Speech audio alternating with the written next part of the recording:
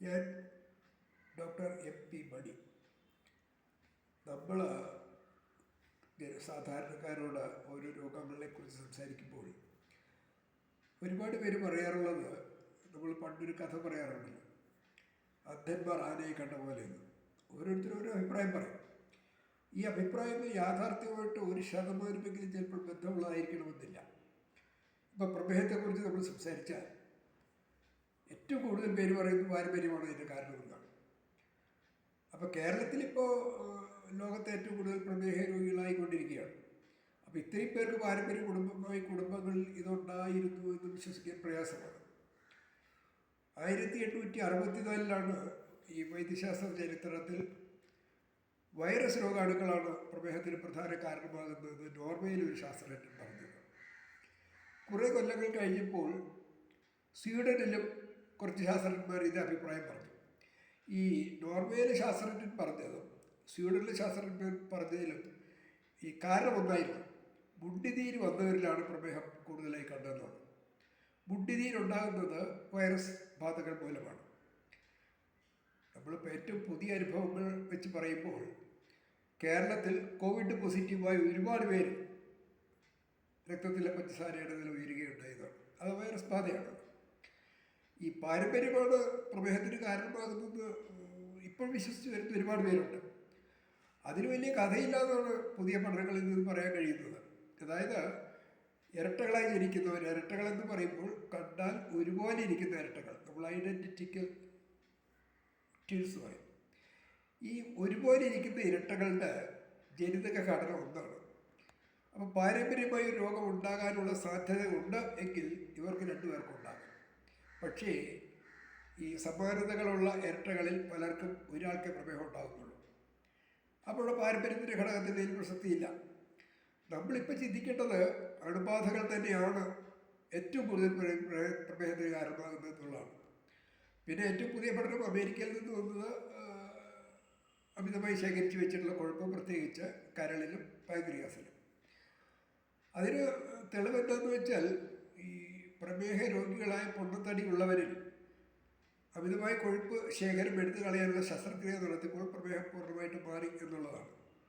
അപ്പോൾ നമ്മുടെ നാട്ടിലൊരു പ്രത്യേകതയുള്ളത്, രോഗത്തിനെ കേന്ദ്രീകരിച്ചാണ് ചികിത്സിക്കുന്നത്. ഒരു രോഗത്തിനൊരു മരുന്ന് എന്നാണ് നമ്മൾ ചിന്തിക്കുന്നത്. ഈ രോഗമുണ്ടാകുന്നത് എങ്ങനെയാണ് എന്നുള്ള വഴികളിൽ ജനങ്ങളും ചിന്തിക്കാറില്ല, ആരും ചിന്തിക്കാറില്ല. അതാണ് ഇതിൻ്റെ പ്രശ്നം.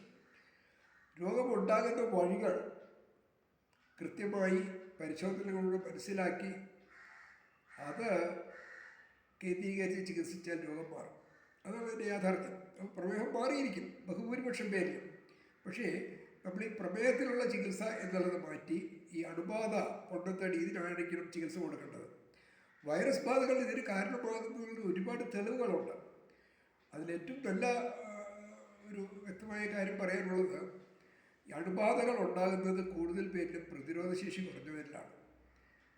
നല്ല മെച്ചപ്പെട്ട അവസ്ഥയിലുള്ള പ്രതിരോധശേഷിയുള്ളവരിൽ അണുബാധകൾ ഉണ്ടാകാൻ പ്രയാസമാണ്.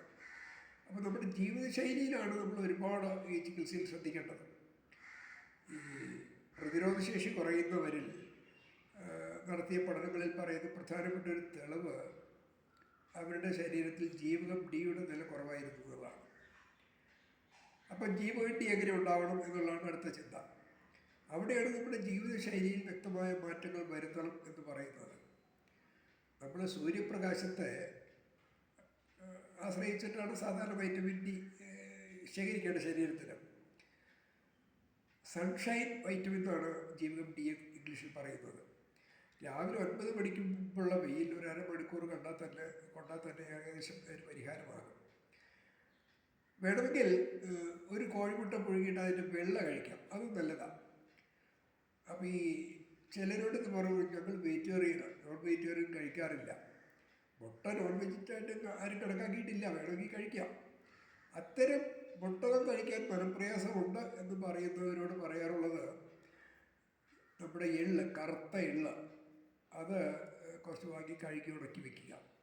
അത് 1 സ്പൂൺ എള്ളെടുത്തിട്ട് ഒരു പാത്രത്തിൽ ഒരു ഗ്ലാസ്സിലോ വല്ലതും വെച്ച് കുറച്ച് ചെറിയ ചൂടുവെള്ളം ഒഴിച്ച് വെച്ചാൽ മതി. അത് കുതിർത്ത് കഴിയുമ്പോൾ എടുത്ത് കഴിക്കാം. ഈ എള്ള് കുതിർത്തേ കഴിക്കാവൂ എന്നുള്ളതാണ് ഇപ്പോഴത്തെ ഭാഷ. പുതിയ ശാസ്ത്രം പറയുന്നത് അങ്ങനെയാണ്. അപ്പോൾ പ്രമേഹ രോഗം എന്ന് പറയുന്നത് ഒരു മഹാരോഗമായിട്ടാണ് നമ്മൾ കാണുന്നത്. ഈ പുതിയ അറിവുകൾ വന്നപ്പോൾ അമേരിക്കയിൽ നിന്നത് പ്രസിദ്ധീകരിച്ചപ്പോൾ അതിൽ പറഞ്ഞ പ്രധാനപ്പെട്ടൊരു കാര്യമുണ്ട്. അതിങ്ങനെയാണ്: ഒരിക്കൽ പ്രമേഹം പിടിപെട്ടാൽ പിന്നെ ജീവിതകാലം മുഴുവൻ മരുന്ന് കഴിക്കുകയോ കുത്തിവെക്കുകയോ വേണമെന്ന ധാരണ ഇതോടെ വഴിമാറുന്നു എന്നാണ്. അപ്പോൾ പ്രമേഹത്തെ ഇപ്പോൾ ഭയപ്പെടേണ്ട കാര്യമൊന്നുമില്ല. നമ്മൾ ഇത്തരം ഈ വൈറസ് ബാധയെ പ്രധാനമായും ശ്രദ്ധിക്കുക. ഇത് വരാതിരിക്കാൻ നമ്മുടെ പ്രതിരോധശേഷി മെച്ചപ്പെട്ട അവസ്ഥയിലാക്കുക. ഇതാണ് പറയാനുള്ളത്.